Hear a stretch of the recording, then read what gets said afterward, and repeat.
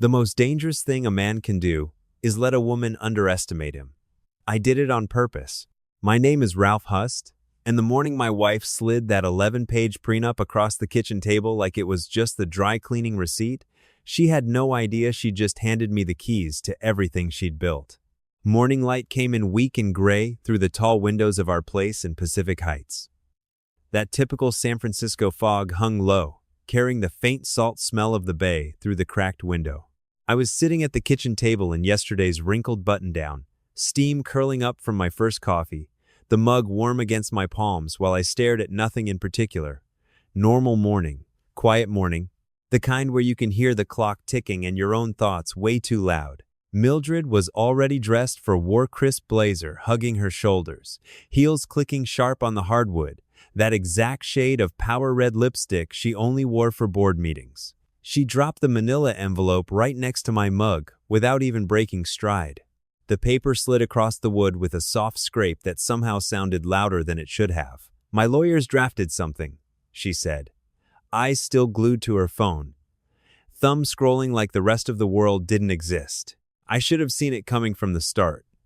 I'd worked too damn hard to leave anything to chance. My eyes locked onto that envelope, her firm's legal letterhead crisp and cold under the kitchen lights, edges too perfect, too ready. I wasn't shocked by the document itself. What actually hit me was that she had finally pulled the trigger. "What is this?" I asked, keeping my voice even though some quiet, watchful part of me already knew exactly what was coming. "A prenuptial agreement," she said, flat as if she were telling me the dry cleaning was ready, all logistics, zero emotion. "I know the timing isn't ideal, but we've been married 2 years, Ralph." Which was exactly why we needed clarity going forward, she added, like it was the most reasonable request in the world. She finally looked up from her phone and gave me that smile, the one that never quite reached her eyes, corners tight like she was posing for a corporate headshot. "Take your time reading it. My lawyers are available if you have questions." She grabbed her bag, walked straight to the door, and didn't even pause for a goodbye kiss. She hadn't done that in 7 months. I'd counted every single one. The door clicked shut behind her, the sound echoing off the high ceilings. I just sat there. The envelope sat there with me, daring me to touch it. I picked it up, set it down, picked it up again. 11 pages. Her signature already on page 9, bold and final.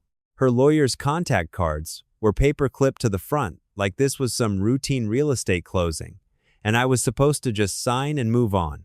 I read every word. Somewhere around page 6, where my assets were described as unverified and presumed minimal.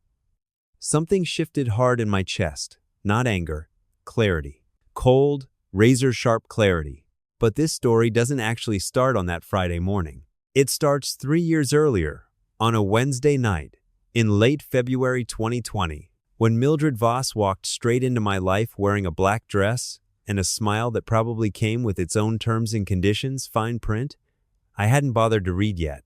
The Stanford alumni mixer was buzzing in a downtown San Francisco ballroom. Low lighting cast long shadows across the linen tablecloths, and the sharp tang of shrimp cocktail mixed with cheap Chardonnay hung thick in the air.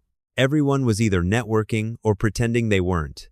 Forced laughs bouncing off the walls. I hung back near the shrimp station, because that's where the real ones always end up nursing a club soda, tie loosened, wondering why the hell I'd let my old college buddy Dave Jason talk me into showing up. "You haven't been out since you sold the company," Dave had said 2 days earlier over the phone, his voice dripping with that fake concern tone. "You're turning into one of those guys."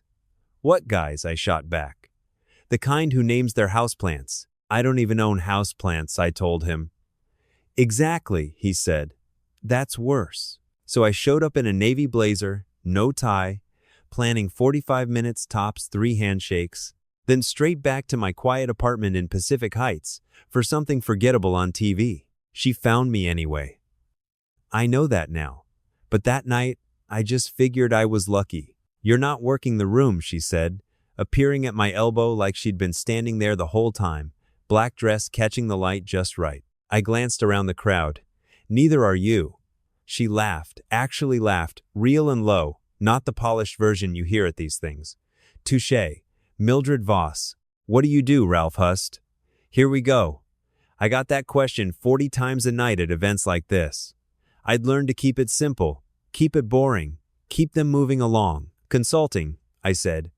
Retired mostly. I dabble. She didn't move an inch. Most people bail after dabble. She didn't. We talked for 2 straight hours that night, right there by the shrimp cocktail. She told me she was CEO of a mid-sized logistics firm called Voskor, growing fast, investor-backed, the whole package. Sharp as hell, funny in that dry, understated way that always gets under my skin. And she looked at me like I was a puzzle she hadn't solved yet. I should have recognized that look. I'd used it myself plenty of times. Here's what Mildred thought she knew about me that February night. Comfortable consultant, nice apartment in Pacific Heights, sensible shoes, low-key by nature. Here's what was actually true. 3 years earlier, I'd quietly sold the supply chain software company I'd built over 9 years to a private equity firm in Chicago for a number that still makes my accountant sweat just saying it out loud. No press release, no LinkedIn announcement, no celebration dinner. I signed the papers, went straight home to Pacific Heights, ordered a deep dish pizza, which San Francisco still can't do right, by the way, and watched a documentary about penguins. That was it. Money that makes noise attracts problems. I'd watched too many guys implode chasing the spotlight to ever make that mistake. The quietest guy in the room is usually the most dangerous one.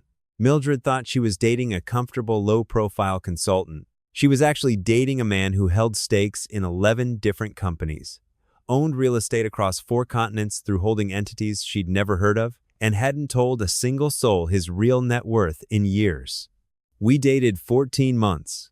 She took me to her company galas, introduced me as her brilliant low-key partner like I was some artisanal accessory. I played the role perfectly khakis, modest watch, nothing flashy. My buddy Dave pulled me aside at one of those galas about 6 weeks before the wedding, tie loosened, 3rd drink in, face serious. She introduces you like a prop. You know that? She's proud of me, Dave. He set his glass down hard. She introduces her company's Q3 results with more warmth than she introduces you. I laughed it off. Saturday, May 22nd, 2021, we got married. Small ceremony, her idea. Intimate, she called it. Efficient, I thought, but kept my mouth shut. 22 people total. Fog sitting low over the bay the way it does on those San Francisco mornings that can't decide if they're beautiful or just cold. Her investors sent flowers, expensive ones. I remember thinking, why the hell would investors send wedding flowers? I filed that thought away. I file everything. The first year of marriage was good. I mean that. Then came month 18, Sunday, November 9th, 2022. She was at the office again.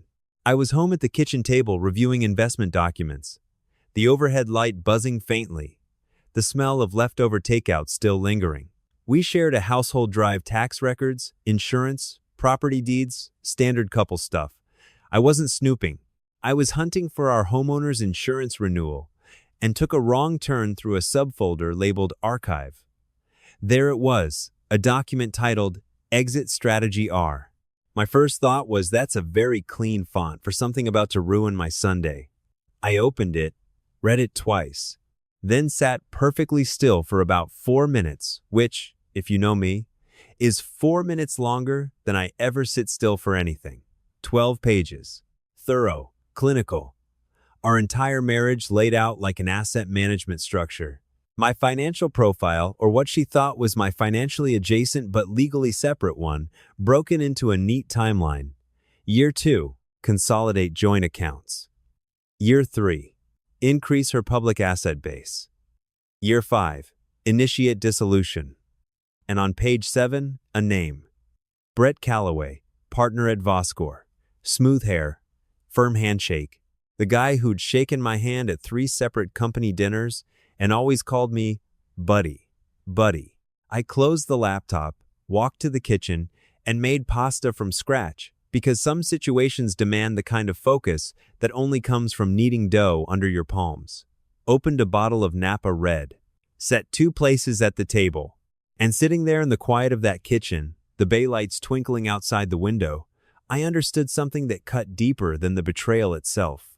She hadn't chosen me in spite of my invisibility. She'd chosen me because of it. No social media presence, no Forbes profile, no ego that needed public stroking. A man who'd sold a company for life-changing money and celebrated with pizza and penguins. In her careful estimation, I was the perfect financial hiding place. Her investors were starting to ask questions about her lifestyle, her spending, her judgment. A steady, modest, low-profile husband shuts that noise down.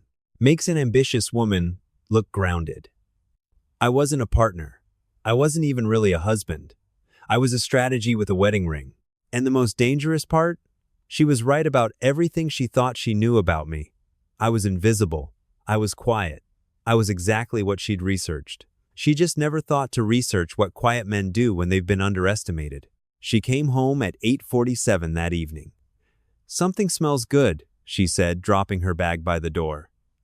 "Cassio e pepe," I answered. "Sit down." She sat. We ate.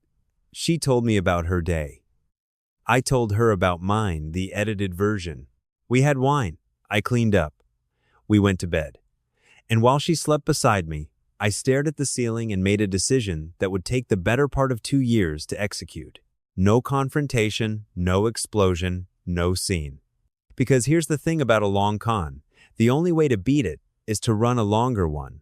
Which brings me right back to that Friday morning in April 2023.